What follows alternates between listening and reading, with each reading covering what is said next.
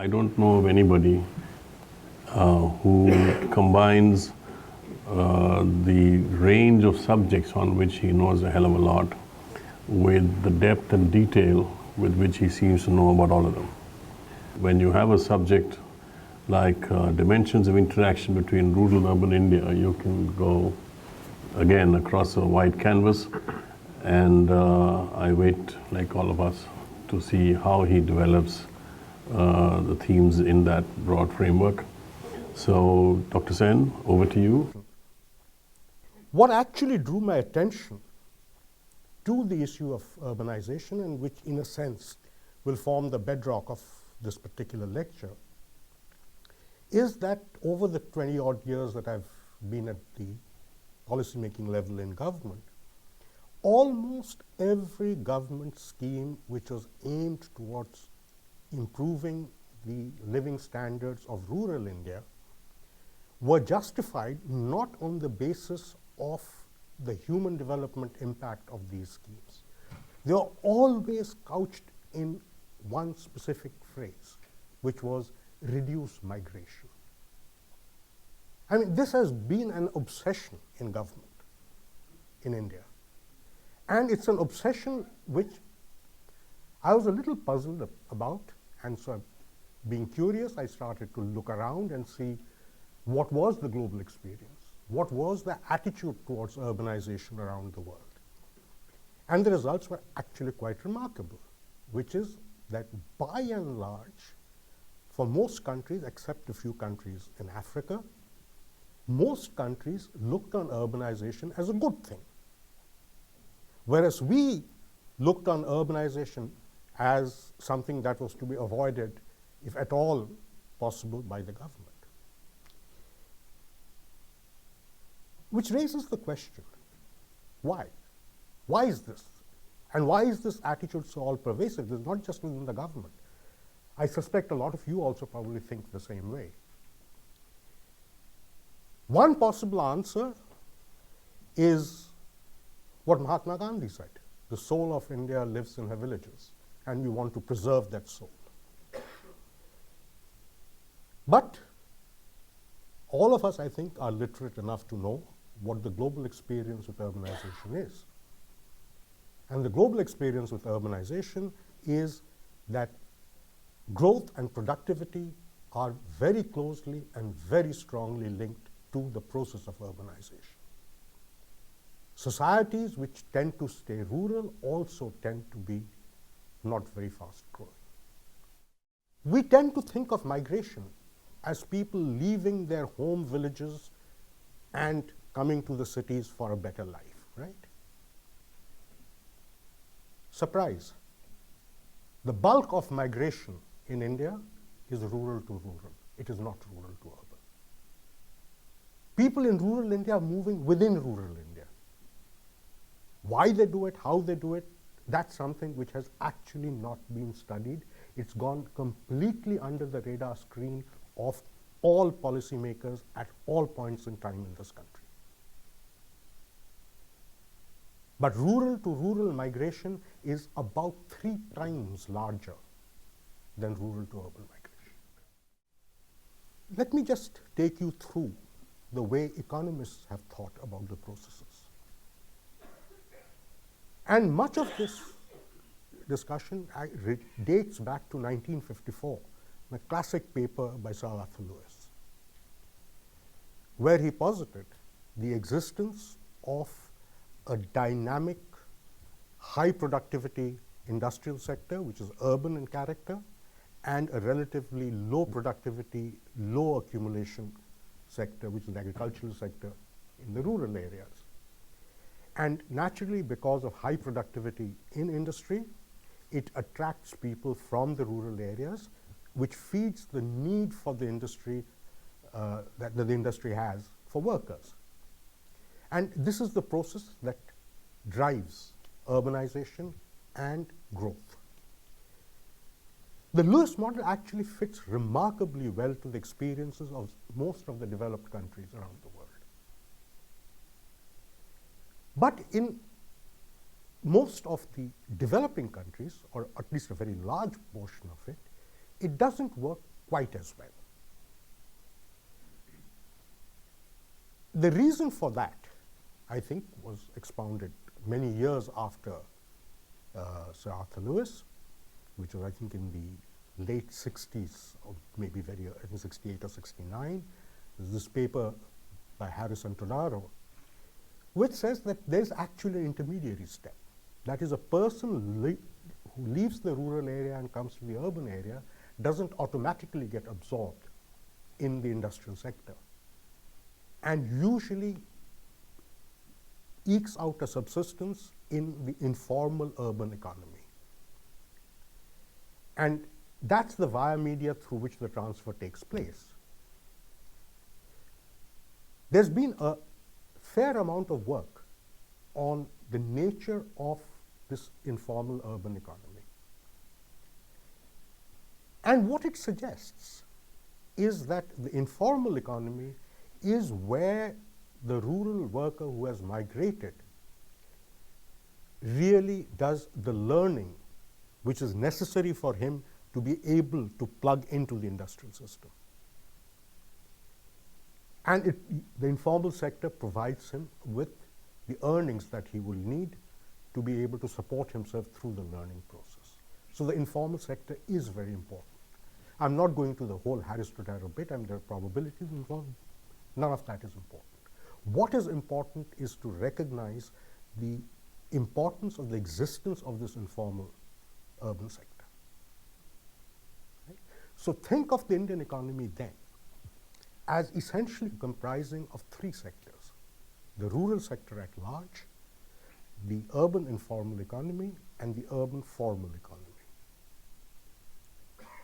By and large, as I think most of us know, the rural economy by itself, that is, if I take out the so-called census towns, which are in no sense industrial, what it will come to is roughly about 62% of India is rural. Then you would have a chunk which would be the urban informal, which would be about a little over 20%, and the rest is the more formal urban, which is what everybody is aspiring to. That's roughly how it breaks down. So the process that Harris-Todaro talks about, and the process that we are seeing out here, is the process by which somebody in the rural area, when he looks at the option of moving to urban areas, of migrating, he doesn't really look at what the guy is earning in the Maruti factory. What he looks at is what are his brethren who are in the urban informal sector, what is it that they are earning, and whether it makes sense for him to take that plunge. So it matters a great deal as to what are the standards of living, not so much in urban area on average, but the informal component of the urban areas vis-a-vis the rural areas. If you think of it this way, and instead of comparing the urban areas on average, which have relatively low proportion of the formal, but with very, very high numbers in terms of lifestyle, productivity, whatever you have. Look at what is happening in the informal sectors in India, and then ask the question, is the average Indian better off staying in the village or moving? And the answer, surprisingly, is that the rural Indian is a perfectly rational human being. He'd be a complete idiot to move to the cities. In parameter, across parameter, including economic parameters, that is, if you make appropriate adjustments for cost of living, you are better off being poor in rural India than being poor in urban India. This is true of economics, it's true of health, it's now getting true of education, although that didn't used to be the case.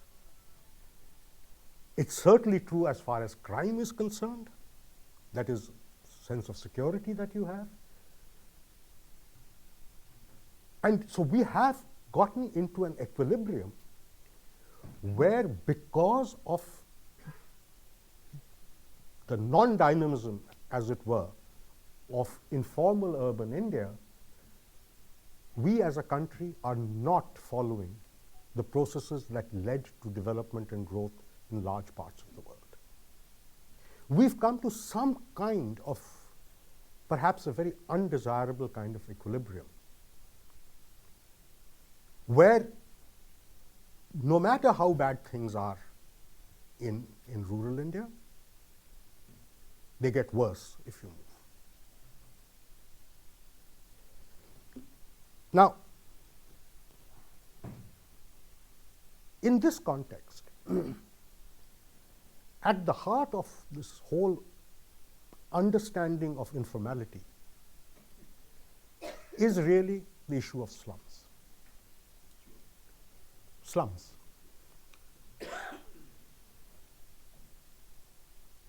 Again, if one looks at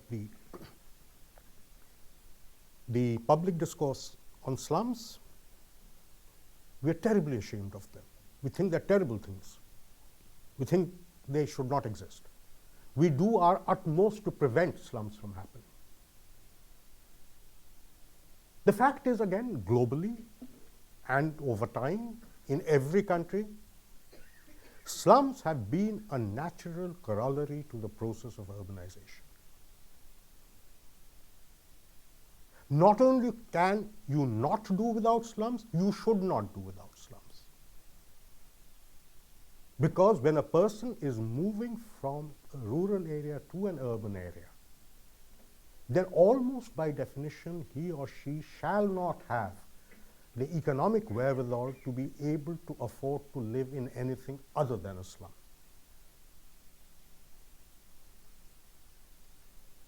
Slums start vanishing when the balance between the rural and the urban happens. Usually, depending upon which country you're dealing with, this happens when the urban population exceeds 80% of the total country's population. Usually, maybe even lower than that. Until then, slums will exist and will continue to exist. For a country where we are looking at 600, 800 cities, forget about towns.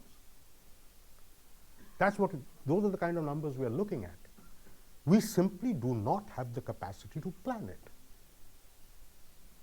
And we haven't even begun the process. Not only have we not begun the process, the point is, if you think of the people who man our so-called urban planning departments in the government, most of them are essentially civil engineers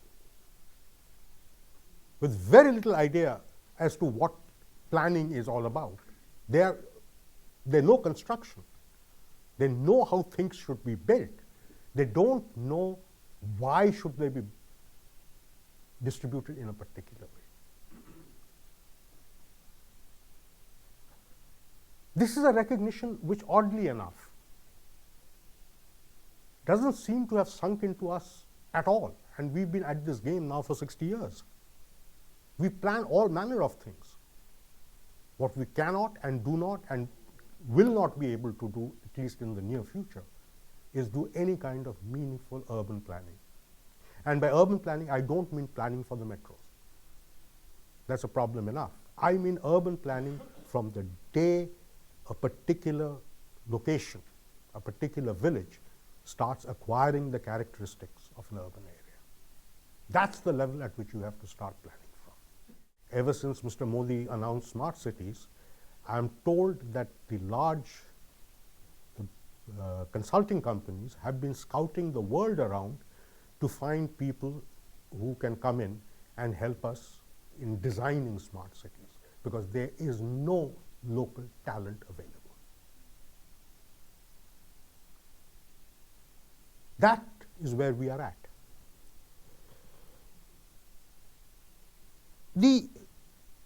At the heart of all of this is again what I started out with, which is a mindset which says people are better off in villages. May be true. There are, I think, game-changing influences that are happening because of technology. The mobile revolution has made a very large chunk of the benefits of urbanization already significantly weaker.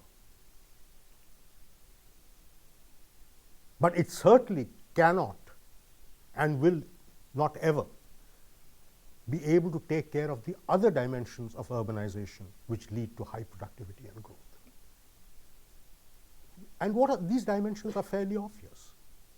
It is that when you have people together, you have deep markets for labor and for products. What you also have is the ability of companies to go in for tight specialization, for a much higher degree of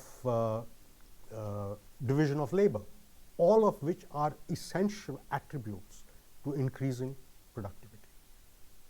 These will not happen just because of the communication revolution. You still need the propinquity that comes with an urban area. And you need to be able to make it work. So in terms of how we think about it, what I would suggest very strongly is focus on the intermediate point, and that intermediate point is the informal urban economy. Look at our plans. Look at any of our plans. You will find there's a lot that goes into the formal sector. In fact, most of our policies are aimed at the formal sector. There's an even larger amount which is aimed at the rural economy, but the urban informal economy is just mentioned in passing. We have no excuse me. We have no attitude towards it in an important sense. We don't know what to do with it. And I think we'd better start the process where we situate the urban informal economy exactly where it deserves to be, which is at the center stage of our development strategy. Sure, we must develop rural India. But if we are to get the kind of growth that we need and we deserve, then we must make sure that we do not get into a situation where the urban informal sector becomes so unattractive that the benefits of urbanization completely bypass this country. Thank you.